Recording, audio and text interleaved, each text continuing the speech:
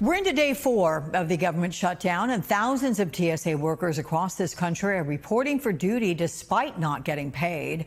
NBC News reports the longer the shutdown lasts, agents might call out sick, putting additional strains on airports already struggling with limited federal resources. And joining me now is Joe Schucker, Vice President of the American Federation of Government Employees, Council 100, TSA Region 7. Joe, welcome to you. So, with House members in their home districts all next week, there seems to be no end in sight to this shutdown. How are members of your union feeling right now? So it's not encouraging, right? Just to give you an example, and this just happened right before I got on the air. A group of us were planning to get together to watch the Phillies beat the Dodgers tonight. And Wait, one buddy. by one, we're in a group. Dodger fan, one by keep one, going. we're in a group text. Yeah, one by one, we're in a group text, and people are canceling because they don't know when their next paycheck's coming. And it's a real thing, you know. If we don't get paid next week, they can't get to work. They can't pay for their rent, their food. They can't feed their family. That's just a small impact, right? One restaurant's missing 6, 7 people, but all over the country, with government employees being out of work and not getting paid, it's probably happening more and more. So how is your union providing any assistance to members, and how long can this drag on before it becomes unsustainable for TSA agents? So it looks like it already is, with the fact that people aren't going out right now.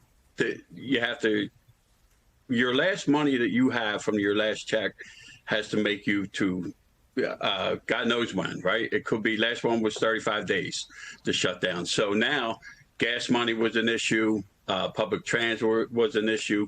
Child care was huge. I mean, people, child care, they didn't want to hear, hey, we didn't get paid. It's either pay for your child care or stay home with your child. And that's what was happening. And that cost us, of course, longer lines because people aren't coming to work. You know, that 35 days that you referenced there, it was the longest shutdown in U.S. history. It ran from December 2018, just a few days before Christmas it started. Merry Christmas. It went to January of 2019, during which time hundreds of federal workers called out sick. How likely is it, Joe, we're going to see the same thing this time? It's very likely, and it's probably starting to happen now, I think.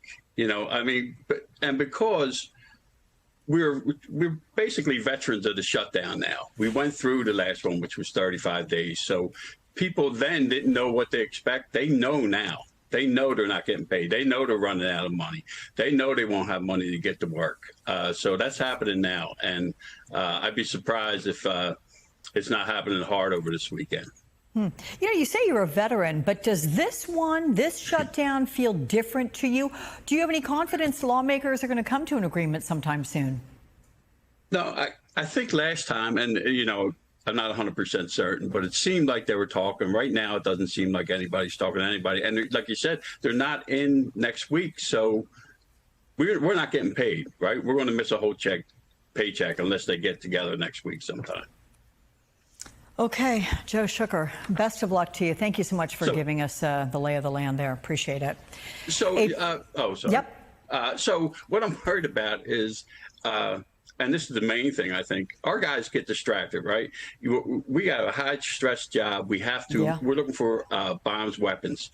Now you got the air traffic controllers not getting paid either. So you got the guys checking your bags for weapons, the air traffic controllers who are trying to keep you safe. And you wouldn't get on a plane if the pilot wasn't getting paid. In fact, I'm surprised the pilot and the flight attendants are allowing their people to go up to fly on the planes now. With this kind of, every day it becomes a higher risk, right? The high risk gets a potential chance as we go down the line because people are stressed out.